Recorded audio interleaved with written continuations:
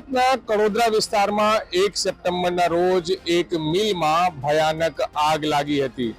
Santosh dying and printing નામની આ મિલમાં લાગેલી આગમાં એક દિવસે 2 જણાના મોત થયા હતા અને ત્યારબાદ 22 જણા ઇન્જર્ડ થયા હતા। ગુજરાત તકની ટીમ સુરત જિલ્લાના કડોદરા વિસ્તારમાં આવેલ સંતોષ ડાઇંગ એન્ડ પ્રિન્ટિંગ મિલ પર પહોંચીને હાલની એ તસવીર આપને જણાવી રહ્યા છે।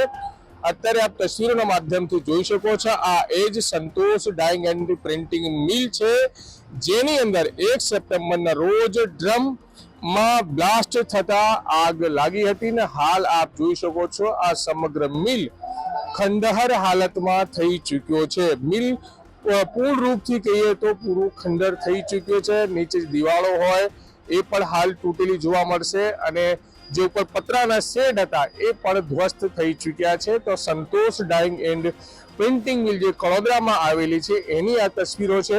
તસવીરોના માધ્યમથી હું આપને જણાવી રહ્યો છું અને અંદર જઈને બતાવવાની કોશિશ પણ કરું છું કે આ મિલમાં કઈ પ્રકારે અહીં જે છે આગ લાગી હતી અને આગ લાગવાથી 2 જણા તો એક દિવસે મૃત્યુ પામ્યા હતા અને ત્યારબાદ 22 જણા લોકો જે સારવાર હેઠળ હતા તેઓમાંથી જે છે 6 જણાની મોત થઈ ચૂકી છે અને બીજા હજુ સારવાર હેઠળ છે અને જે ટોટલ 22 જણા છે તે 22 જણા જે હોસ્પિટલાઇઝ કરવામાં આવ્યા હતા અને એમાંથી જે 6 જણાની મોત થઈ છે। સંતોષ ડાઇંગ એન્ડ પ્રિન્ટિંગ મિલની આ તસવીરો છે।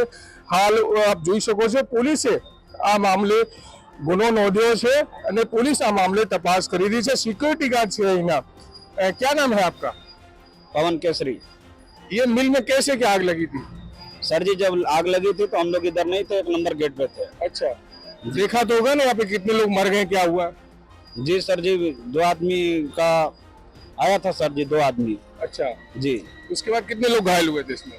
घायल लेडीज हुई थी सर। कितने लोग थे? 20 से 22 लेडीज घायल हुई थी। अच्छा, तो अभी कितने लोग मर गए इसमें कुछ पता चला? अभी क्या हो रहा है यहाँ पे? अभी सर जी मिल तो बंद है, पूरी तरीके से मिल बंद है, कोई मैनेजमेंट नहीं आता है। अच्छा, हाँ जी खाली। तो यहाँ सेफ्टी वगैरह थी जब ये आग लगी? जी जी आप सिक्योरिटी गार्ड इसी मिल के हैं? जी। अच्छा, तो पवन केसरी नाम છે એમનો। એ જણાવી રહ્યા છે કે 20 થી 22 લોકો ઘાયલ થયા હતા। આગળની તસવીરો હું આપને જણાવી દઉં છું કે કઈ પ્રકારે સમગ્ર મિલની હાલત થઈ ચૂકી છે। હાલ અહીંયા મિલનો માલિક કોઈ મોજૂદ નથી। મિલમાં જે પ્રકારે આગ લાગી હતી એ પ્રકારે આપ જોઈ શકો છો મિલનો સામાન જે છે સમગ્ર વળીને ખાક થઈ ચૂક્યો છે। જે પણ અહીંયા મશીનરી હતી સમગ્ર વળીને ખાક થઈ ચૂકી છે ને આ મિલેમાં લાગેલી આગમાં અત્યાર સુધી 8 જણા મોતને ભેટ્યા છે અને બીજા લોકો હજુ પર સારવાર હેઠળ છે। તો સવાલ એ થાય છે કે જ્યારે પણ આ મિલ કોઈ બી જગ્યા ચાલતી હોય છે ત્યારે સેફટીની જવાબદારી કોને કયા ડિપાર્ટમેન્ટની આવે છે? તો જે ડ્રમમાં આગ લાગવાથી આ સમગ્ર હાદસો થયો છે તો ડ્રમમાં ચકાસણી કરવાની જવાબદારી કોની હતી?